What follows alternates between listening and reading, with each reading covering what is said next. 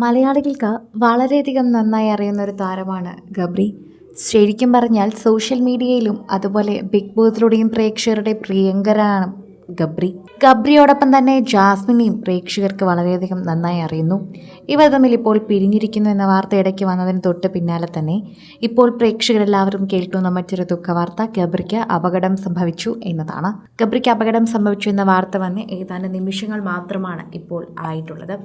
Big boss സീസണിൽ 6 ഏറ്റവും കൂടുതൽ ചർച്ച ചെയ്യപ്പെട്ട മത്സരാർത്ഥികളിൽ ഒരാളായിരുന്നു ഗബ്രി.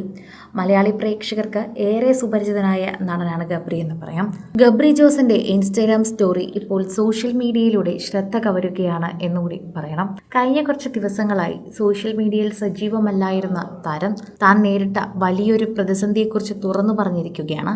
വലിയൊരു അപകടത്തെക്കുറിച്ചും അതിനെക്കുറിച്ചുള്ള ചികിത്സയെക്കുറിച്ചുമൊക്കെയാണ് താരം വെളിപ്പെടുത്തുന്നത്. താനൊന്ന് സുഖം പ്രാപിച്ച് വരികയാണെന്നാണ് ഗബ്രി പറയുന്നത്. എല്ലാവരുടെയും പ്രാർത്ഥനകൾക്ക് നന്ദിയെന്നും ഗബ്രി കുറിക്കുന്നു. എല്ലാവരും പ്രാർത്ഥിക്കണമെന്നും ഗബ്രി പറയുന്നുണ്ട്. ഇൻസ്റ്റഗ്രാമിൽ സ്റ്റോറിയിലൂടെ പങ്കുവച്ച കുറിപ്പിലാണ് ഗബ്രി ഇക്കാര്യങ്ങളെക്കുറിച്ച് അറിയിക്കുന്നത്.